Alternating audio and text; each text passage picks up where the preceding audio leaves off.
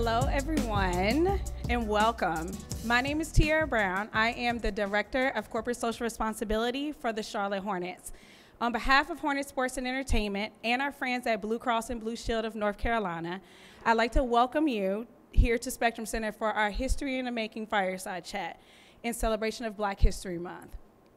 After several years of hosting virtual events, we're glad to gather here in person this evening for what I know is going to be an incredible conversation. Our theme for this year is Honor, Amplify, and Celebrate. Honor the many contributions of Black Americans, past, present, and future, amplifying Black voices, and celebrating Black culture. We hope tonight's Fire Chat does just that. Honor, amplify, and celebrate our remarkable speakers who you will hear from very soon. Before we get started, I'd like to introduce Hornet Sports and Entertainment Executive Vice President and Chief Operating Officer, James Jordan, to have some opening remarks.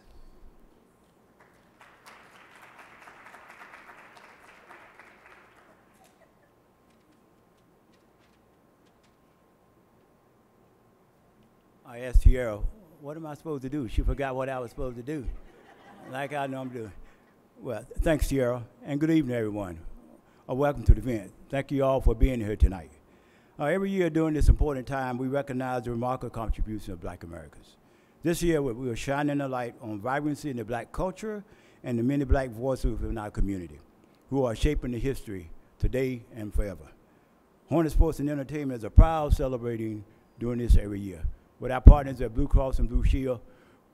Did I say Blue Cross and Blue Shield? Yeah, because my daughter told me that today. She used to work there. I said, who you doing? She said, okay, so Blue Cross of North Carolina. All right, I got it. So they tell you can't follow what your daughter tell you. But at least they gave her an internship, so I'm glad about that. I especially like to thank them for all their contributions, and all the members of them are here today to help celebrate this great event. As Tiara mentioned tonight, the theme is history in the making, and that's what it's all about. And as you hear the speakers we have up tonight, I had an opportunity to talk with them. They're going to tell us a bit of history about where they're going, about what they're doing, and their different stories. I told them one of the things I'm going to do is I try to make sure I can get all the points they're trying to get to me and get it all out, but be frank, be true, tell your story the way you want your story to be told, and people will remember your story in that perspective. So thank you again for everybody's coming, and let's get started.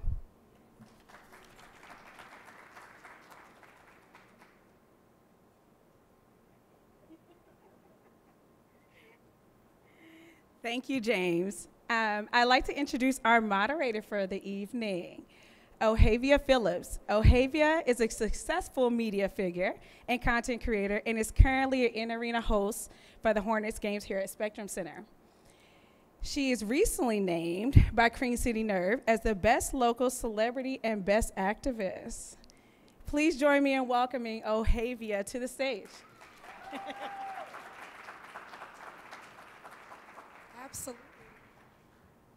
Absolutely. So first things first, thank you so much for this, T. Very honored. Shout out to my Hornets family. I thank you so much for allowing me to show up in the space as I do. Never take it for granted. And shout out to each and every one of you for being here. I'm particularly honored to moderate this conversation because I feel like we need to always recognize that Black history is not only present, but it is always prolific. So it's recognizing that it's not just this month, it's also recognizing that we show up in so many industries, sectors, and atmospheres in our true form. So I'm very honored to say I am Ohavia, your moderator for History in the Making, a Fireside Chat. And you all are definitely in for a treat, particularly with each and every one of the guests that will share not only how they've overcome, but how they continue to create opportunity from overcoming. And if you don't believe me, take a look at this video introducing you to our very first panelist. Her name is Miss Elizabeth Trotman. And all I'll say is she definitely lives the speech, giving one thing at a time, an opportunity, a reason, and she definitely lives one catalyst. Take a look. I'm Elizabeth Trotman. I am the president and CEO of One Catalyst Consulting. Our philosophy is it just takes one idea, one program, one strong plan, one great team to be a catalyst for community impact. we're here to support that. If you're looking to make sure that your message is speaking directly to the outcomes you want to achieve, that's what we do. You know, whether it's supporting economic mobility or impacting homelessness or building a pipeline of African American leadership. Those are things that I know I will look back and hopefully 50 years someone else will be able to say, wow, because this person started this work, that this is how our community was transformed. So to be a part of this Fireside Chat is it's just a pleasure to feel recognized and seen in this way. And I appreciate the work that the Charlotte Hornets is doing. Just the way you show up authentically in community is really what it takes to make a change. Yes, indeed. Ladies and gentlemen, help me in welcoming Miss Elizabeth Trotman. So good to see you. That was great. Is my mic? Am I mic on? Yeah. Right. That was You're great. on. That was my first time seeing that. It was so cool. Yes, the videos be videoing. You look good. Oh. You look real good. Hey, Mm. So, you know, we're big on origin story. You got to know where you come from to know where you're going. So what I want to ask is, what did you do before launching One Catalyst Consulting? And did you know there was a need at the time, or what inspired that need? Sure. Well, first of all, thank you to the Charlotte Hornets, Tiara Brown, Betsy Mack, Seth Bennett, Fred Whitfield, Donna Julian, others. Thank you all so much for having me today. It's so great. You ask, you know, what was I doing before One Catalyst Consulting? So I have been working in the nonprofit and philanthropic sector for more than 20 years. I know you feel like I probably started when I was 10, but I've been doing this work for so long, and I would see my colleagues hire consultants to do particular efforts, and I was doing work in different companies, and I thought, well, okay, why not me? Yeah. Why not now? It's time for me to be the history maker. And so I moved out and started the company. Absolutely, I love that. Recognizing why not me, why not now, Why right? not now? So what is a common myth about your industry as it pertains to consulting and showing up in the space as a Black woman? Oh my goodness. Well, so many. I'll start with that. For one, I think it's of every industry that it's easy, that you just snap your fingers or you just make a call. When I look at my work, it is really 20 years of relationship building. And that's so important because nothing, I think we know in Charlotte, but I think in most communities, we're a relationship town, right? Nothing happens unless you've connected with someone, you've had a conversation. And so I think there's a myth that, you know, you just go out and do something. No, there is a foundation of years of effort, of years of conversations, of really showing up in a way. I think it's so important to actually be likable. I like people. And so I think when you like people, they feel that. And so that's a part of this dynamic of showing up. And you know, I love that you said you like people. People like you back. They like you back. But also what I want to discuss is relationship building. That's a way to build your business in an amazing way. But let's also talk about the barriers that are in place. So for those within this industry, being Black or brown, what are some of those barriers preventing people from thriving in this industry? And how do you step in your fullness thereof to help them solve it? Well, and I'll talk about the barriers for a Black woman because I am a Black woman. And one of the things with entrepreneurs, Black female entrepreneurs, is we're the fastest growing segment. And so when you think about who's starting a business, that's us. But when you look down the road 5 years, only 3% of those who've maintained their business are Black female entrepreneurs. So there's a problem there. And there's often an issue of awareness of capital. There's an issue, I have a friend that was running a grants program, and he said that most of the people that apply for the program heard from word of mouth. So of all the platforms, and they use social media and all of these different media platforms, it only came through word of mouth. So that awareness, connectivity to what's going on, and then the bias that comes with access to capital. There is significant bias in the industry. There's some data around, let's see, Black female entrepreneurs are rejected 3 times more than their counterparts. there's an issue happening there that it needs to be addressed. And so those are some of the barriers that exist. Yes. And speaking to those barriers, what are some ways, look, because we go for it. Right. We go for it. But We speaking do to it. those barriers, what are some strategies or ways, Ms. Trotman, that we can literally help and inspire people interested in this industry to still thrive in this industry? You know, certainly I think about social capital, right? Social capital is, and it goes all the way back to relationship building. It's access to those networks, those relationships, those opportunities. If you look in our history, if you think about systemic racism and segregation, there's still the remnants of that, right? Yes. But we all have relationships. And so there are opportunities to overcome those barriers by leveraging social capital. And I try to do that in the space that I'm in. Even in the simple way of, okay, there's an event. I know someone will benefit from this event that I know, whether it's an entrepreneur or a mentee. So I invite them to the event. Yes.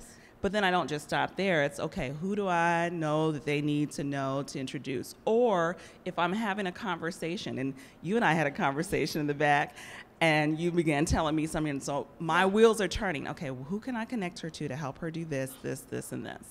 And so I think those are the ways that our community, we can show up for each other to help with those barriers. Speaking of showing up for one another, tell us about Polished 31. Oh, goodness. Yes.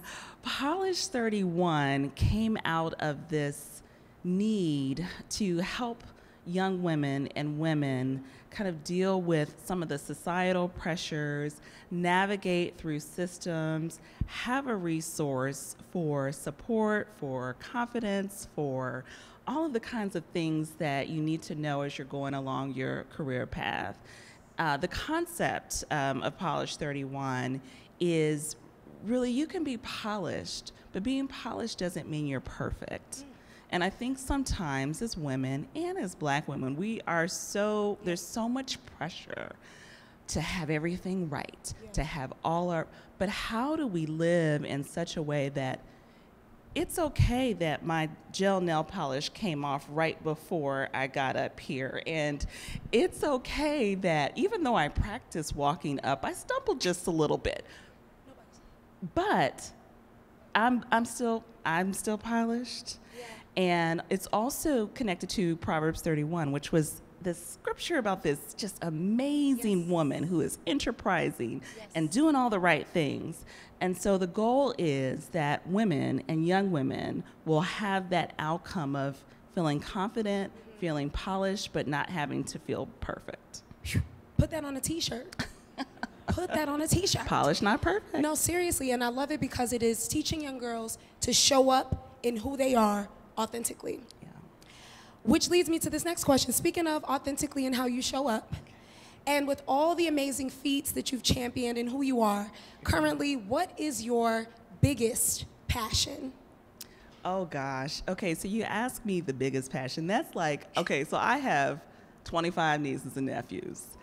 I have changed all of their diapers at least once. Yes, 25. And so that's like saying, okay, not as many, but it's like saying, okay, who's your favorite? Okay. But I will say, just the core of the work that I do, I'm passionate about elevating community issues. If I see a need, if I hear of a need, I want to find a way to address it, whether it's through an event, whether it's through a program. Over the years, I've lifted up things like the impact of COVID-19 on mental health, the need for more African American leaders, innovative solutions for homelessness and food security. I love that I get to do a lot of different things, but I think it's so important to create awareness of issues. And it goes back to One Catalyst. Yes. There can be one event that will inspire someone to invest in a program or support a nonprofit leader to really make an impact in the community. Yes. And impact is what you do, which is why I want to know what's next. What's next for you? What's coming up? What's next? Well, I'm excited. Okay, so I do have to give a shout out. Is there anyone that's been involved in the African American Leadership Academy here?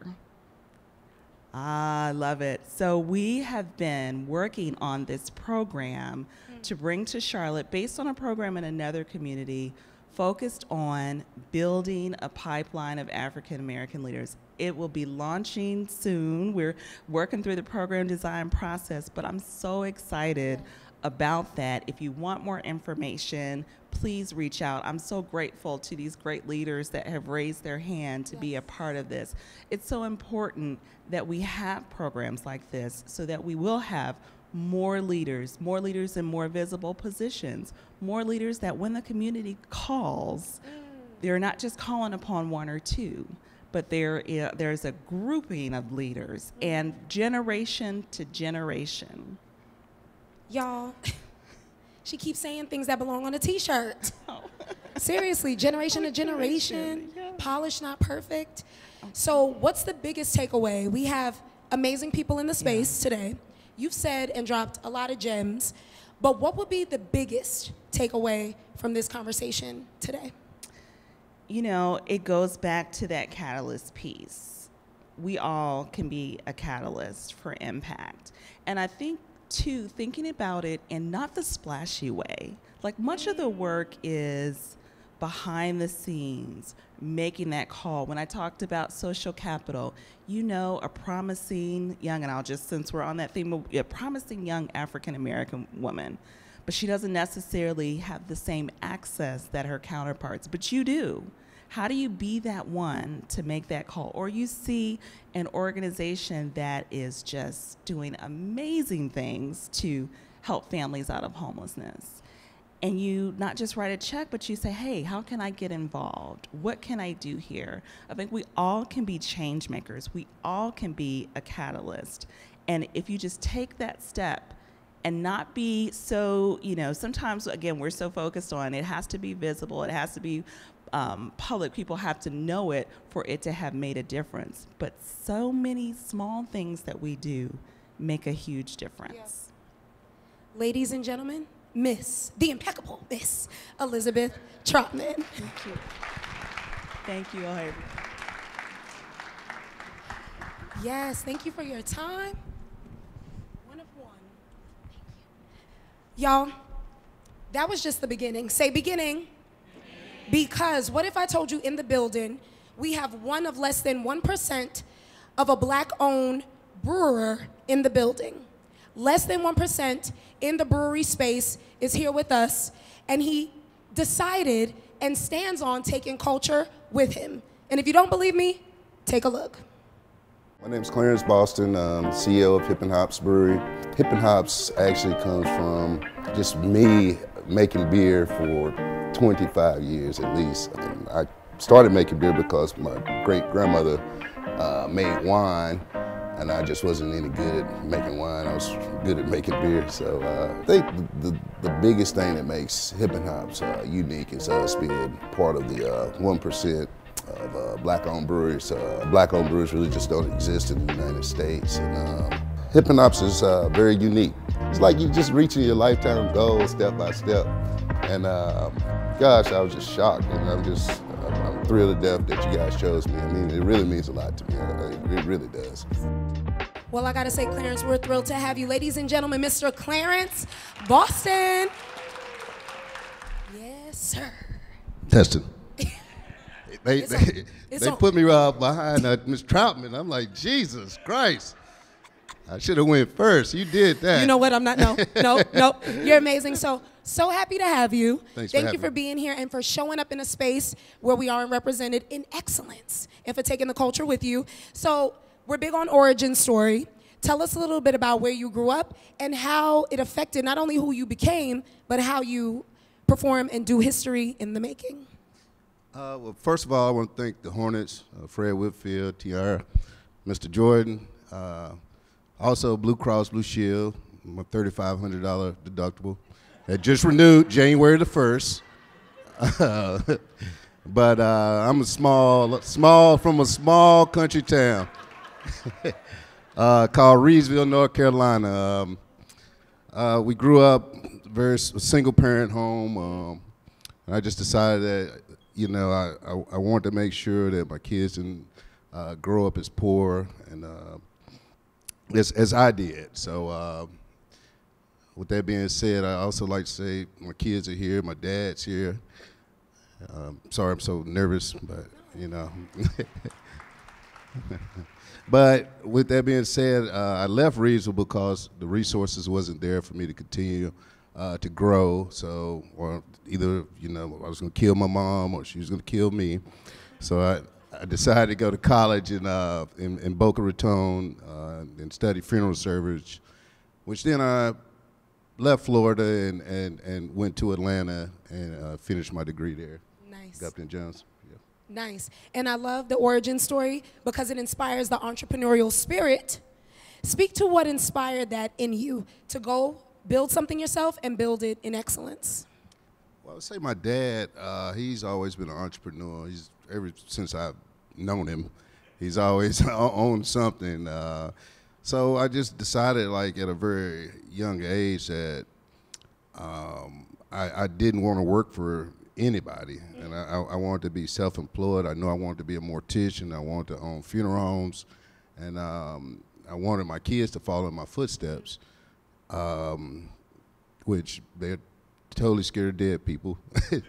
So I decided to kind of move in a different direction, and that's where we kind of decided to go into making beer professionally and commercially. Ooh, and you do it on a big way, in a big way, in excellence. What encouraged you to launch Hippin' Hops, and what's been the biggest challenge as you serve the industry? Well, I would say, you know, just making beer was something I really enjoy. It was more of a hobby than a profession. Nice. So, you know, just after brewing for 15 years, I just started seeing all these different breweries pop up. And then I was like, gosh, there ain't no black-owned breweries. And well, not that that's a thing or anything, but, you know, I decided that that's what we should do is like, hey, open a brewery.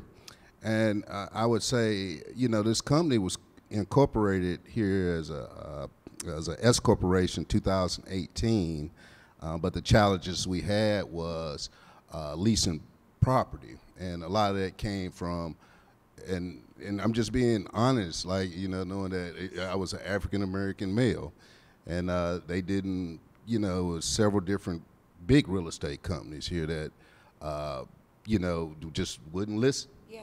Because they were terrified of what, you know, to bring black people, you know, into these buildings. And so that was my biggest challenge, but my biggest reward is when we sold our funeral home here and we moved to Atlanta, and then everybody wanted to rent to us. Yeah. I mean, everybody. I mean, it was not a problem at all. So that's where it started. But we're opening our location here in April, which the company there, the company's from Atlanta. They gave us a bunch of money to put Hippin' Hops here. So finally, our dream of being in North Carolina is coming true this April. Y'all, can we get a round of applause? Thank you. Thank you. That's amazing. Also, too, familia, if you would like to try the beer, we have some. 2 from your draft. Am I saying it right? 2 from your drafts? How do I say that? Well, no, we brought some Baby Mama Drummer. Baby. Literally. And then we have another beer, which is a hazy IPA. It's called We Are One, and it was made for diversity, equity, inclusion for this industry. So definitely try either one of those. Second, We Are One's a little hoppy, but Baby Mama's a little tropical, so, you know. Baby Mama's a little tropical. A little tropical. So what is one of the biggest myths in your industry? I would say probably the biggest myth is that black people don't drink craft beer. And, you know, we generally drink Coronas, Stellas, Heinekens, Bud Light, which totally isn't craft. But there is a very vast community of people, just like I was saying with your staff, that was back here in the green room. It wasn't so green. But they were very knowledgeable of the beer. And So that's like, wow, she knows what an IPA is. And I was like totally surprised. But but you carry on. Wasn't so green. We was happy to see you. I know it. Literally. So what's next for you, Clarence? Here you are, about to open up in Charlotte, about to win in Charlotte. We're going to speak it. But beyond the brewery, what are more barriers you will break? What's next for you? Beyond the brewery? Or whatever you want to share. I mean, whatever you're allowed to share. Yes. Well, that's kind of my focus now. Kind of say that I'm a retired mortician. But, you know, I like to be, they call me the Black Anheuser-Busch. But I don't have Anheuser-Busch money yet. Yeah. But what I would like to do is like actually be on that same level as Jay-Z and Puff Daddy, who have very successful spirit companies.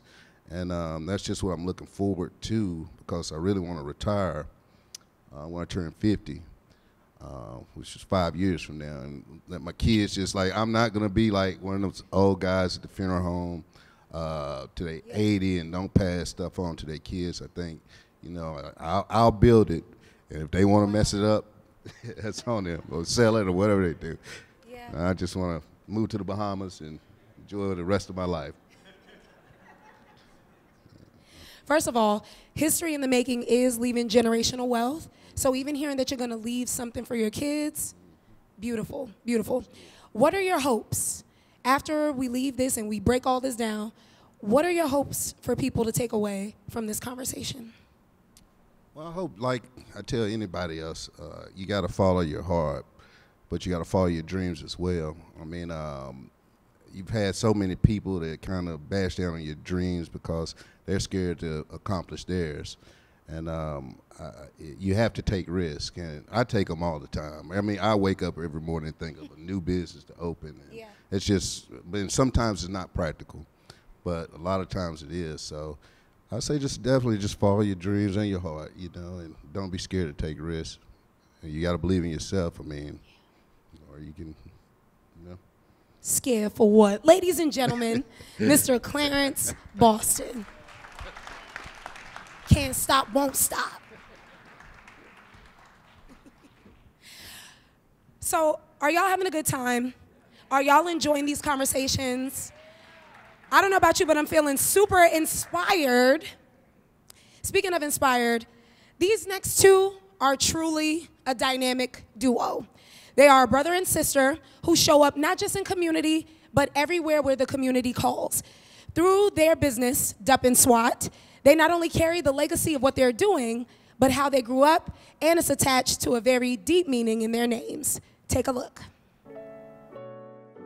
Dup and Swat, the name itself came from my father, my brother and I. My brother is Dup, and I'm Swat. Oftentimes people guess who is who. Dup and Swat was founded on basically a platform or a hub for artists to create. It came, you know, a gift in the night. Dup and Swat is what we're calling this entity, this business.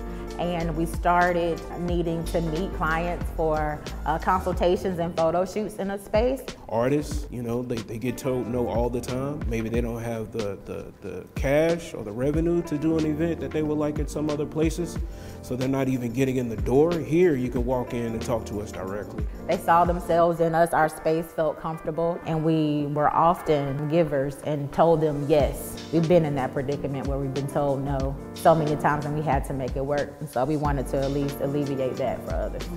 You know, we kind of operate and we receive recognition here and there, and we appreciative of any recognition we receive. When that comes calling and these opportunities present, we're very grateful. Just kind of reaffirms what we've been doing for 10 plus years. Ladies and gentlemen, without further ado, Miss Davita and Mr. Dion Galloway. Theme music? Yes, sir. What up, sis? What up, Bertrand? Hey. Hey, how y'all doing? All right. All right, so we love to start with an origin story. And so after you give your thanks, I want to know, is there a childhood memory attached to who you all are and how you show up in your space? I Okay. So I guess first and foremost, we're going to give thanks. We definitely want to say thank you to the Charlotte Hornets for inviting us out here and Blue Cross. We're certainly grateful for the platform and the opportunity.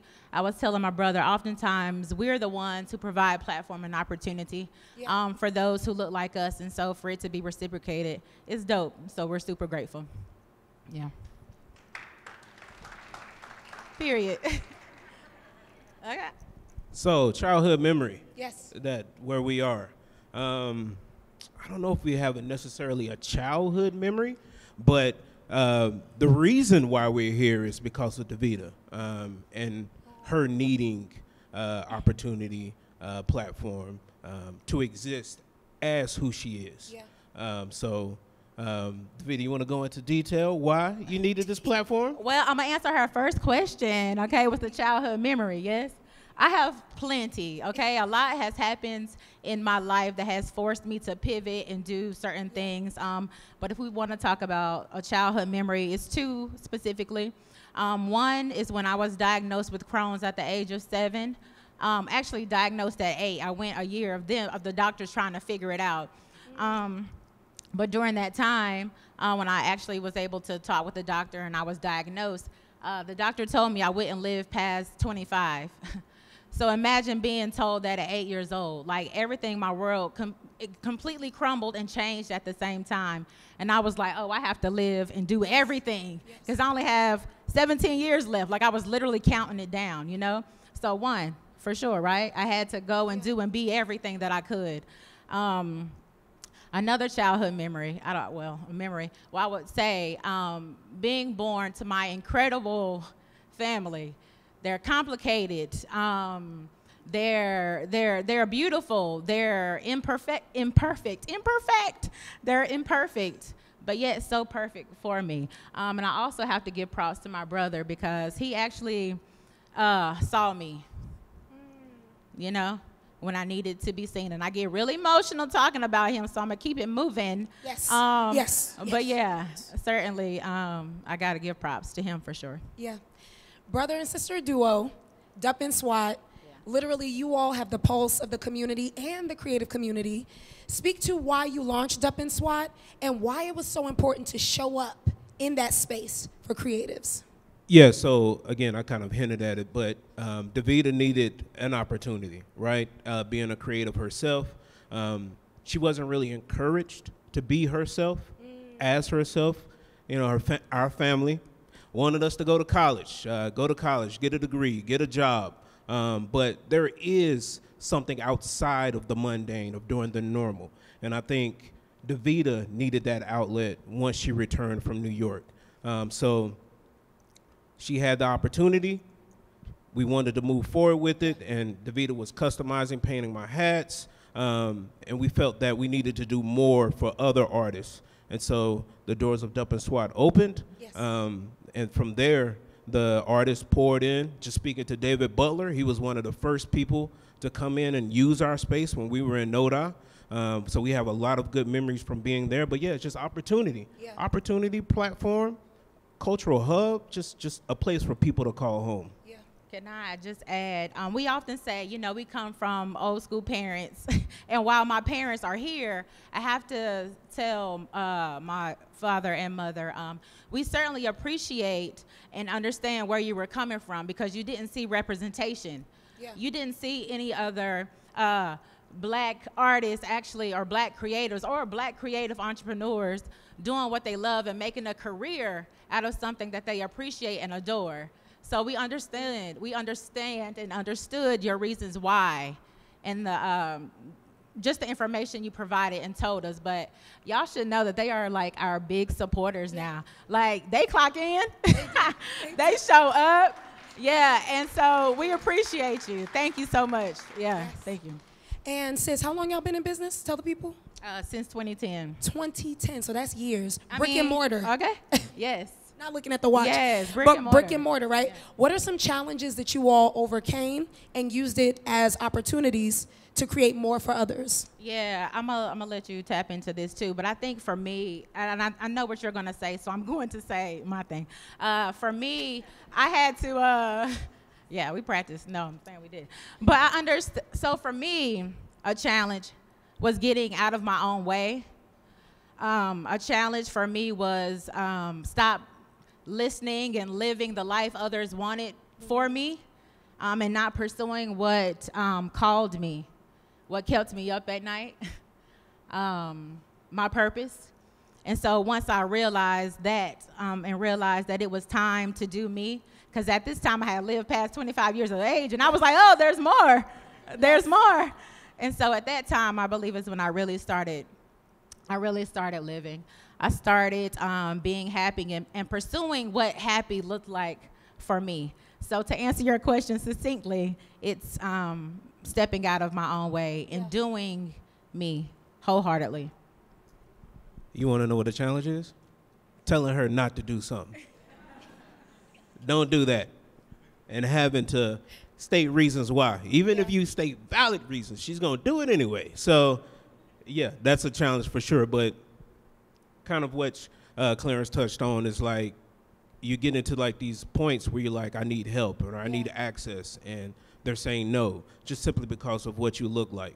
You might have this history of having a successful business, paying your rent on time, but they're still looking at you as if, no, you're not a safe bet, or you might cause problems. So definitely access and opportunity is always going to be a challenge prevalent within our community, and I'm hoping that's something that we can overcome eventually. Outside of that, just bumping your head, getting your scrapes, understanding you can't charge your account this time, and going in negative and taking people for their word, and so on and so forth, of just running a business and day-to-day operations. I think all of those challenges come into play and propel you for being success and more success. Yeah, business acumen, for sure. Business acumen. Yes. It's a learning process. Yes, I love that. Real talk. Davita, talk to us about Crown Keepers and the opportunities you're giving our community. Yeah, so Crown Keepers is our nonprofit. It was established in 2015. And honestly, it was to, again, provide platform and opportunity for artists, creatives here in the city, particularly Black artists and creatives. We created the entity simply because we were tired of being told no. Like for every grant, I mean, every council, every foundation, just every was telling us no every time, anytime we inquired and submitted an application. So we were like, okay, what are we going to do to fill gaps, to fill voids, to actually step in the gap and assist, since we've been on that side before. So yeah, we have tons of programming. Camp Canvas, we are doing that at Camp North End right now, some mural project. We have I'm an Artist, Damn It. We have We Art the World, where we just drop off gift bags full of art around the city, just so a passerby can find it and art however they choose to. Of course, we have our third installation of Fresh to Death coming up. But again, however we can assist the creatives here in the city, we definitely do. I also want to say that we serve as a fiscal sponsor for many creatives in the city. We understand that the paperwork and just, that whole process can be very intimidating. And so again, we're standing in the gap, and we are completing the application on their behalf to make sure that they're able to fulfill their dream, whatever it is. So. Wow. Showing up. All day. Showing up. And Always. And tomorrow. And the next day. Okay. What is next? What's next for Dup and SWAT? Yeah, SWAT kind of touched on it. Yes, I actually call her SWAT. She kind of touched on it. Fresh to Death is coming up March 19th. It's our third iteration, third installment. The first two took place at the Mint Museum. The other one took place at Camp North End in the Ford Warehouse. So working through Fresh to Death. This one is called Urban Outsiders. So it's all about urban escapism, getting outside, putting down your phone, getting away from your TV, stop looking at those reality TV shows. So get people out, experience nature. That's what we're touching on. And it's also going to have a festival theme piece to it as well. So we're going to have some local performers from the city of Charlotte come out, do their thing, and entertain some people. So absolutely. And we're also looking for a permanent space for our retail. Should I leave it at that, or should I keep going? Okay, we need space and opportunity. That's and platform and space and more space and more space. No, I'm very serious. There's tons of talent here in the city. There's tons of really, really dope creatives, and they need platform and they need space to do and be. Yeah. And so with our retail, we allow local vendors to, you know, consign in our space. And so that's where we're at now. We have a temporary location, it's month to month, currently at Camp North End, but we're looking for something permanent. Nice. Absolutely. Also, you all, familia, do me a favor. They were featured in Axios Charlotte this morning for the recent fashion show and Kiki Ballroom combo. Man, yeah. Amazing, amazing work. So dope. And just when I think about how you continuously, both of you, break those glass ceilings and you reach higher and higher, what are some of the hopes from this conversation that you hope people would take outside of these four walls? Yes, please come visit us, come tap in, learn about what we do, talk to us. As you saw in the video, doors are open. It's easy access, easy to find us. Maybe Charlotte Hornets do not need a platform, and probably Blue Cross Blue Shield does not need a platform, but we have one available just in case you do. So please feel free to come visit us, come talk to us. We're more than welcome to have you. Absolutely. Ladies and gentlemen, Dion and Davita Galloway. Thank you so much. Appreciate it. Thanks, sis. You did that. Okay. It's always an honor when you get to interview people who inspire you. Fun fact is, when I was first starting out in media, Davita and Dion let me host something. And it goes to show that things always come around full circle, right? Because I was a little baby in the industry, and she gave me a chance. And I think that that's the biggest thing that I want each and every one of us to take away from this conversation. Be the chance if you don't see the chance. You're in rooms that some people may never be in, particularly our young professionals showing up in the space. You can be somebody's mentor. You can show up in a way that not only opens opportunities, but mentor them through overcoming obstacles. There's gonna be a lot of young people coming up in the game in different industries and sectors, and you can be the change. And another takeaway is, don't wait for somebody to do it. You have a social responsibility to our world, to your community, to your industry, to be that if you don't see that. You don't need permission to be that. You don't need permission to show up as such. So I want to challenge each and every one of you, familia, to be that. If you don't see it, and don't complain, just change. I'm a rapper. All right, that's all I got. That's all I got. I really am a rapper. So, don't ask me to spit 18. So next up, I'm so very honored to bring up Blue Cross North Carolina's Director of Community Engagement and Marketing Activation, Miss Cheryl Parquet. Thank you for being here.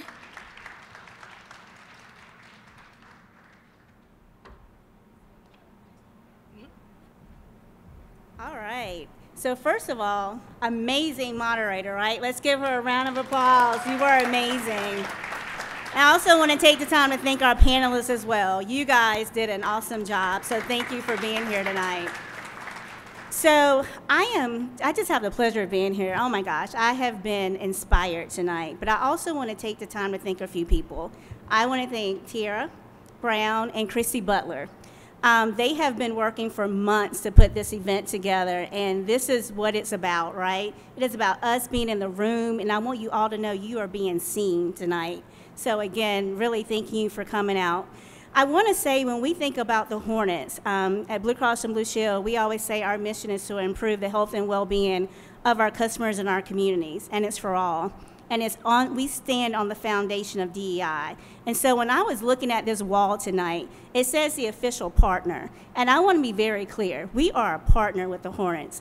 I want to thank the Hornets for taking this opportunity, for giving you all a platform, for thanking you for being a catalyst to everyone in this room tonight. I have seen people networking since 5:30. I hope that people have made connections, because that's what it's about. It is about making connections. I heard you all talk about one step at a time, one day at a time, right? That is what it's about, and that is what it's going to take. You guys are Black history, and I am so proud to be in this room tonight. So on behalf of Blue Cross and Blue Shield, I simply want to say thank you.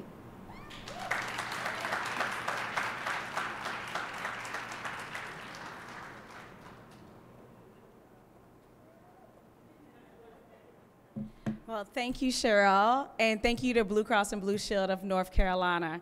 Let's please give it up again for our amazing speakers, Elizabeth, Dion, Davita, Clarence, and obviously Miss Ohavia. No, wow, that's all I can say. I've been so excited for you guys to have this opportunity to connect with our speakers the way that, we've been doing over these last couple of weeks, so very excited for that. So we are going to allow everyone to have some additional time for networking and also have a chance to connect with our speakers as well, now that you've been able to hear who they are, what they do. So we will close it out from there, and please try the beer as well. It's amazing. Baby Mama Drama, I've had it. Still waiting on the cider. Yes. But again, thank you guys, and we'll be wrapping up around 8:30. So between now and then, feel free to network some more, eat the food, and try some beer. Thank you.